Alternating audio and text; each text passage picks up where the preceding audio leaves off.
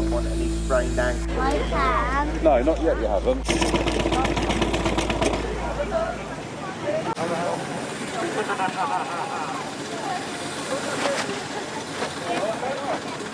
Fire warden, he's first on the scene with this bombing and the smoke. Modern machines, even now, have stirrup pumps on them. More bombs going off, and he's doing a really grand job there, is our Brian. Trying to fight the fire, he's keeping low to keep out of the smoke. And this is the approved way, believe it or believe it not, from the wartime manuals. So he's got a long scoop. We've got a real fire there. And he's going to put the sand over the incendiary devices, hopefully to stop them going off in his face. I think we're sorted now. That he's quite happy that one's not going to explode, so he's going to put it in the bucket of sand, pick his stirrup pump up, and then take them away to be disposed of properly.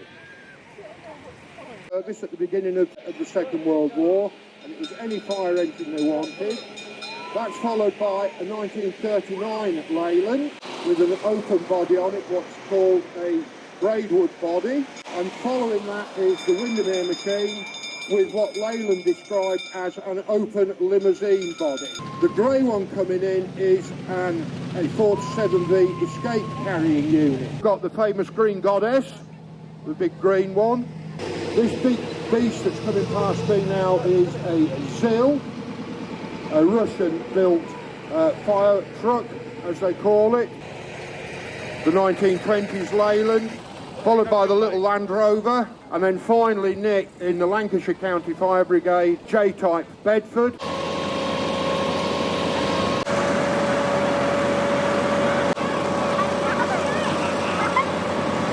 Some relay testing going on there, and notice now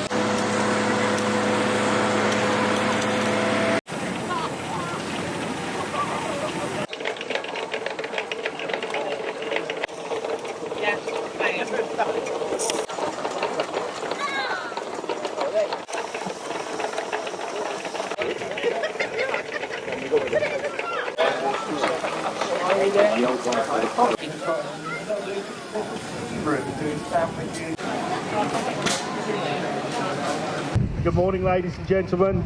This one I'm standing by here, the granddaddy of tractors really, the little grey Ferguson. This tractor was what really revolutionised farming.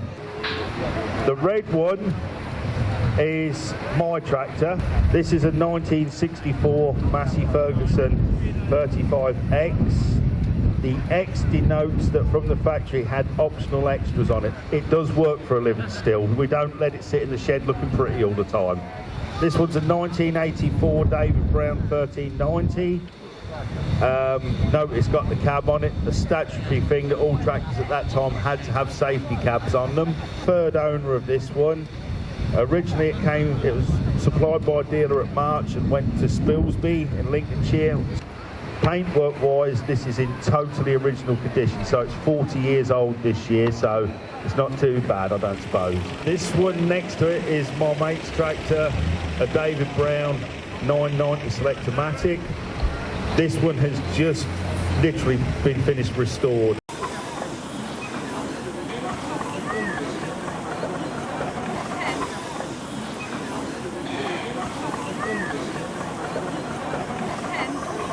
To take the orange tag off the BA and put those on the board. Now what that does, it tells the incident commander and the BA controller how long those firemen have actually been in that situation. So they've got their firefighting gear on, they've got their protective clothing on, time and up to the 1950s and 1960s firemen wore wool. Simple reason, it was because wool doesn't burn. Is they will approach that building, they'll approach the door and they will approach it very low down. Couple of reasons for that. The heat rises in a burning building, so the heat is at the top.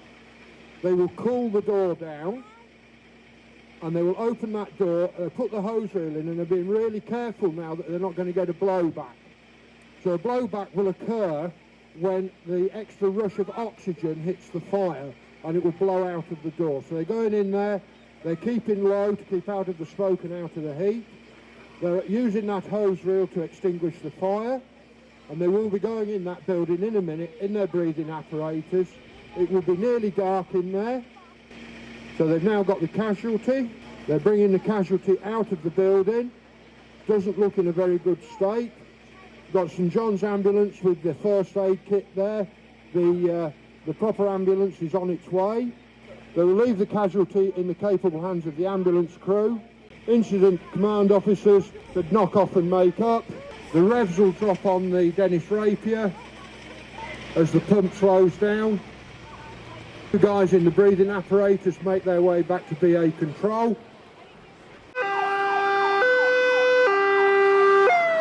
The final development of the Firefly, absolutely loved by firefighters. A real sports car of a Firefly. All right.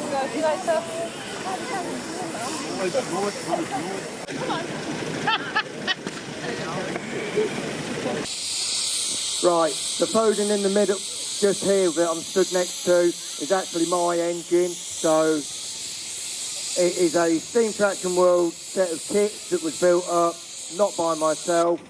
There is a magazine, and young Kate has actually done an article about the Bressingham Steam Museum, the rally that we have over there. So well done, Kate. Thank you for my copy. And are you enjoying yourself? Yeah, I love engines, they're amazing. Some of these sort of engines on the rally field which are made from the kits, like my Foden. And yes, they are kits. Yes, you have to do a lot of work on them, but there's nothing like building your own, is there? A bit about the engine, please, mate. It's a 6-inch scale, which is our full-size model of a Garrett 4CD steam tractor. Another engine anywhere.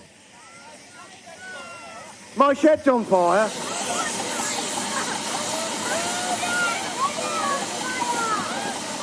Is my shed on fire? Or do you think it's another engine hiding? This young man says it's another engine. Hey! Big cheer to George for turning out like he did.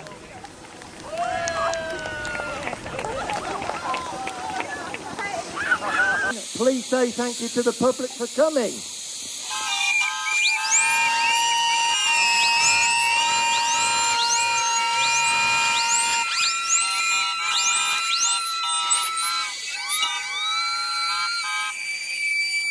Did you know about him naming it after you? A little bit, but I wasn't quite sure. So give them a cheer as they go round, folks.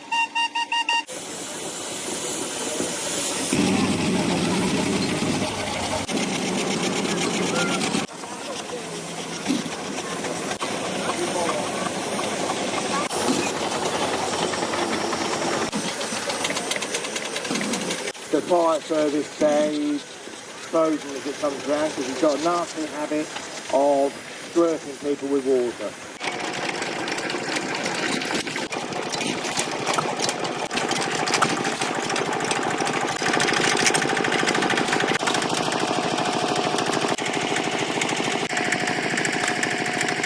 Opening the door is just the right move to probably something like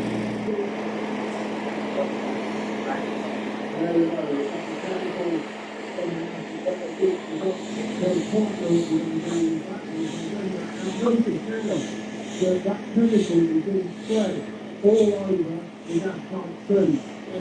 We've looked at the hand chemical, so we know we can have water, there's a lot of chemicals, we can't put more secondary and that's going to wash the suit off. Getting the right pressure going, and he's in there and he's now struggling himself down.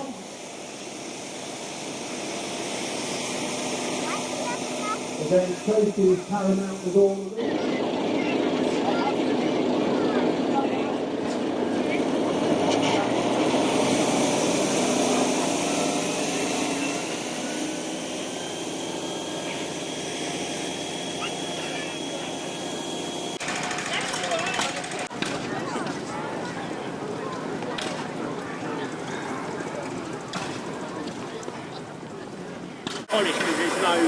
You